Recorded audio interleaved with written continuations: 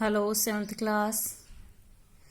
कैसी हो आप सभी। उम्मीद है आप हिंदी का वर्क कंप्लीट कर रहे होगे और आपने फर्स्ट 3 लेसन वर्ड मीनिंग और क्वेश्चन आंसर सहित पूरे कर लिए होंगे। और आज हम कर रहे हैं लेसन 4th। ये एक कविता है। कविता का नाम है वसंत। वसंत तो आप सभी जानते होंगे, बसंत ऋतु हम जिसको बोल देते हैं। बसंत ऋतु बसंत के मौसम को कहते हैं। और इसमें एक बहुत ही सुंदर त्योहार भी आता है, वसंत पंचमी का त्योहार, जब सभी पतंग उड़ाते हैं, खुशियां मनाते हैं। तो बच्चों में काफ़ी फेमस होता है ये। और ऐसे ही हम इस कविता में पढ़ेंगे कि कैसे सभी बच्चे भी खुश होते हैं इस मौसम में, और पशु पक्षी पेड़ पौधे फूल सब कैसे इसमें मौसम में खिले हुए नजर आते हैं। तो ये मौसम जो है वसंत का, ये शीत ऋतु के बाद मीन्स सर्दी की ऋतु के बाद शुरू होता है, जब ठंड खत्म हो रही होती है लेकिन गर्मी अभी शुरू नहीं हुई होती।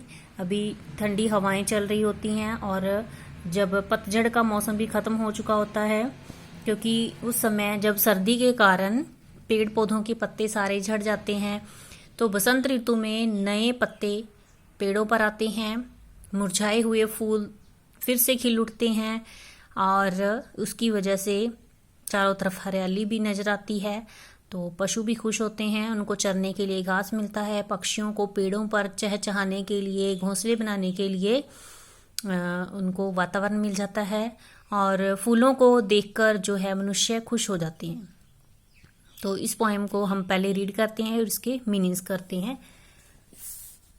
आ प्यारी बसंत सब ऋतुओं में प्यारी, तेरा शुभागमन सुन फूल केसर क्यारी।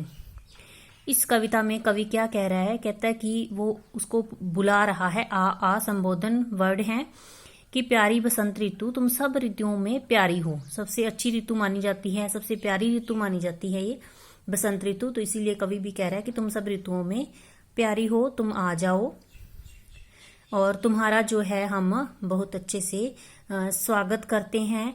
ऐसे लगता है जैसे केसर के फूल जो हैं वो क्यारियों में तेरे आने के लिए स्वागत की बात सुनकर जो है तेरा शुभागमन कर रहे हैं। सरसों तुझको देख रही है आंख उठाई। और बाकी फूल जो हैं वो सभी नीचे होते हैं, लेकिन जो सरसों है उसके पौधे काफी ऊंचे होते हैं। तो वो कहते हैं ऐसे लग रहा है जैसे सरसों के फूल आंखें उठा उठा कर देख रहे हैं कि बसंत ऋतु आ रही है। गेंदे ले ले फूल खड़े हैं सजे सजाए। गेंदे के फूल ज्यादातर सजावट में काम आते हैं। तो कहते कि गेंदे के फूल जो खिले हुए हैं वो ऐसे लग रहे हैं जैसे कि वो थाल सजा करके खड़े हों। आस कर रहे हैं टेसू तेरे दर्शन की। टेसू होते हैं पलाश के पौधे, वो एक पौधा है पलाश उसका नाम है। तो कहते वो ऐसी उम्मीद कर रहे हैं कि वो तेरे दर्शन करेंगी। फूल फूल दिखलाते हैं गत अपने मन की। गत होती है दशा। तो कहते सभी फूल जो हैं वो अपने मन की दशा को दिखा रहे हैं। मन की दशा क्या है कि वो खुश हैं, मुस्कुरा रहे हैं। पेड़ बुलाते हैं तुझको टहनियां हिला के।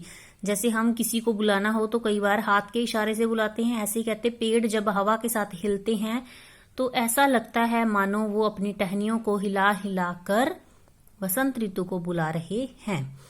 बड़े प्रेम से टे रहे हैं उठा के।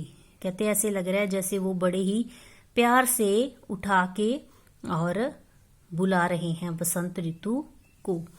मार्ग तकते बेरी के हुए सदाफल पीले। मार्ग मैंने रास्ता, तकते मैंने देखते हुए, बेरी एक फल का नाम है। तो कहते ऐसे लग रहा है जैसे कि रास्ता देखते देखते, उसकी वेट करते करते बेरी के जो फल हैं वो पीले हो चुके हैं। सहते सहते शीत हुए सब पत्ते ढीले। सहते मैंने सहन करते हुए और शीत मैंने ठंड। ठंड को सहते हुए सभी पत्ते क्या हैं, ढीले पड़ गए हैं। नींबू नारंगी हैं अपनी महक उठाए। कहते नींबू जो है वो नारंगी रंग के हो चुके हैं और वो अपनी महक क्या है, चारों तरफ खिंडा रहे हैं। सब अनार हैं कलियों की दूरबीन लगाई। अब जो अनार की जब पहले कलियां निकलती हैं तो वो थोड़े थोड़े ऊपर की तरफ उनके मुंह खुले हुए होते हैं, पीछे से बंद होते हैं, तो ऐसा लगता है जैसे दूरबीन है। तो इसीलिए कवि उनको क्या कह रहा है कि सभी कलियां, अनार की कलियां हैं वो दूरबीन लगाकर वसंत ऋतु का रास्ता देख रही हैं। पत्तों ने गिर गिर कर तेरा पावड़ा बिछाया। पावड़ा होता है पायदान, पैर साफ करने के लिए जो हम रखते हैं दरवाजे पर। तो कहते ऐसा लग रहा है जैसे पत्तों ने नीचे गिर गिर के क्या है, वसंत ऋतु के लिए एक पायदान बिछा दिया है। झाड़ पोंछ वायु ने उसको स्वच्छ बनाया। अब कहते जितनी भी गंदगी चारों तरफ फैली थी, क्योंकि उस समय ठंडी हवाएं चलती हैं और तो कुछ तेज भी होती हैं, तो ऐसे लग रहा था मानो कि हवाओं ने सारा वातावरण साफ कर दिया है, स्वच्छ कर दिया है, सारी गंदगी उड़ाकर दूर कर दी है।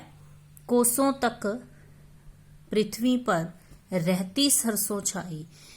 कोसों मैंने ये दूरी के लिए नापने का एक इकाई है।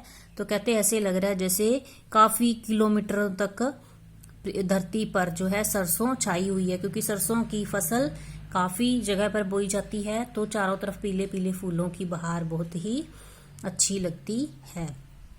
देती दृग की पहुंच तलक पीतिमा दिखाई। तो कहते आंखों में क्या है, दूर दूर तक क्या है, पीले रंग की जो सरसों है वो एक मूर्ति की तरह दिखाई देती है। पास चने के खेतों में बालक कुछ जाते, दौड़ दौड़ के सुरुचि साग खाते घर लाते।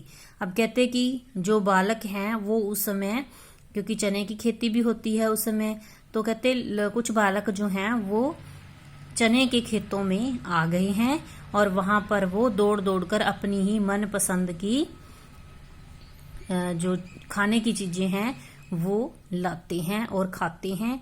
आपस में सब करते जाते खिल्ली ठट्टा। कहते वो आपस में क्या है, मजाक और हंसी करते हुए जाते हैं और वहां पर वो मस्ती कर रहे हैं, मजे कर रहे हैं। नेक्स्ट है वहीं खोल कर खाते मक्खन रोटी मट्ठा, वही फाग मास ऋतुराज वही है। होली है और सबका सारा साज वही है। कहते वो वहीं खेतों में बैठकर ही मजे से मक्खन रोटी और छाछ जो है वो पीते हैं। और वहीं पर क्या है, कहते वो ही क्या है, जब सभी ऐसे मस्ती में होते हैं, खुशी में झूमते हैं, तो वो ही ऋतुराज है। ऋतुराज बसंत को कहा जाता है, सारी ऋतुओं पर राज करने वाली प्यारी ऋतु।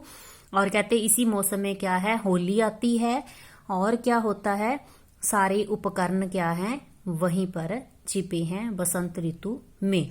आहा देखने वाले इस अनुपम शोभा के। कहते क्या मजे हैं इस शोभा के, जो किसी और के समान इसकी तुलना नहीं की जा सकती, क्योंकि ये मौसम अपने आप में ही सबसे अच्छा होता है। कहाँ गए चल दिए किधर मुंह छिपा छिपा के। कहते कि कहाँ चले गए, सभी कहाँ चले गए, कौन कहाँ चले गए। तो कहते बाकी सारे मौसम हैं वो कहाँ चले गए हैं, जैसे सर्दी थी, पतझड़ थी, वो सब कहाँ चले गए हैं। इस ऋतुराज के सामने कोई भी ठहर नहीं पाता, क्योंकि इसकी तुलना किसी के साथ नहीं की जा सकती, इसकी बराबरी किसी के साथ नहीं की जा सकती। ये तो अपने आप में ही बहुत ही सुंदर मौसम है। तो ये हमारा बसंत ऋतु का कविता थी जिसको हमने किया है। आपने वर्ड मीनिंग इस पाठ के सभी करने हैं और मैं आपको इसके प्रश्न उत्तर सेंड करूंगी। आपने फेयर नोटबुक में बिल्कुल साफ हैंड राइटिंग में राइट करने हैं और उनको लर्न भी करना है, और बुक वर्क आपने ट्राई करना है, फिर मैं आपको इसकी आंसर की सेंड कर दूं। Okay students, have a nice day.